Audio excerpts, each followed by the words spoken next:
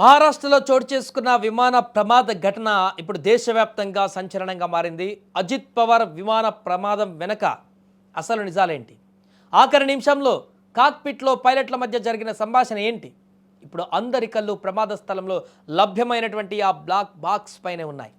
విమాన ప్రమాదంలో జరిగినప్పుడు పైలట్లకు ఎయిర్ ట్రాఫిక్ కంట్రోల్కి మధ్య జరిగిన సంభాషణ మొత్తం ఈ బ్లాక్ బాక్స్లో రికార్డ్ అయి ఉంటుంది. ల్యాండింగ్కు ముందు పైలట్ ఏదైనా ప్రమాదాన్ని పసిగట్టారా? విమానం అదుపు తప్పుతున్నప్పుడు ఆయన చివరిగా చెప్పిన మాటలేంటి?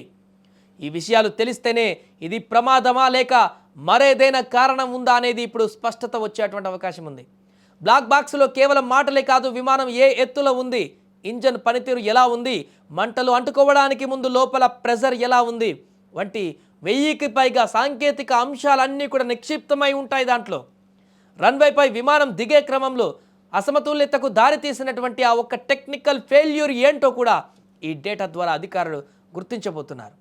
రాజకీయ ప్రముఖులు ప్రయాణించే విమానాలు ప్రమాదానికి గురైనప్పుడు సహజంగానే అనేక అనుమానాలు వ్యక్తమవుతుంటాయి.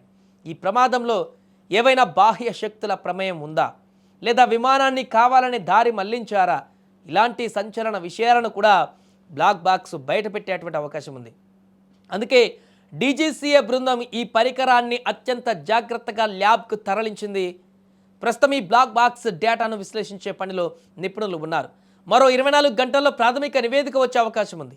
అజిత్ పవార్ మృతికి దారితీసిన ఆ చేదు నిజాలు ఏంటో ప్రపంచానికి తెలియాలంటే ఈ బ్లాక్ బాక్సే కీలకం కానుంది. కానీ ఈ బ్లాక్ బాక్స్ ఓపెన్ చేయడానికి టెక్నికల్గా ఆ ఎవిడెన్స్ అన్నింటినీ కూడా కలెక్ట్ చేయడానికి, దాంట్లో ఉన్నటువంటి సమాచారాన్ని సేకరించడానికి కొంత సమయం పడుతుంది. దానికి సంబంధించినటువంటి ఎక్స్పర్ట్స్ అందరూ కూడా రావాల్సిన అవసరం ఉంది. అహ్మదాబాద్ ప్రమాదంలో కూడా అక్కడ బ్లాక్ బాక్స్లో ఉన్నటువంటి వివరాలను సేకరించడానికి రోజుల సమయం పట్టింది. అందులో ఉన్నటువంటి వివరాలన్నింటినీ కూడా కోడ్ అంతా కూడా ఆ కోడ్ భాషని మొత్తం కూడా డీకోడ్ చేయడానికి చాలా సమయం పట్టింది. ఇప్పుడు ఇది కూడా అజిత్ పవార్ మృతికి కారణమైనటువంటి విమాన ప్రమాదంలో ఆ యొక్క బ్లాక్ బాక్స్లో ఏముందనేటువంటి వివరాలను సేకరించడానికి, టెక్నికల్ ఎవిడెన్స్ అన్నింటినీ కూడా కలెక్ట్ చేయడానికి ఆ యొక్క ఎక్స్పర్ట్స్ వచ్చి దీన్ని మొత్తం క్లియర్ చేయడానికి కొంత సమయం పట్టేటువంటి అవకాశం ఉంది. అప్పటి వరకు ఈ రకమైనటువంటి చర్చ కొనసాగుతూనే ఉంటుంది.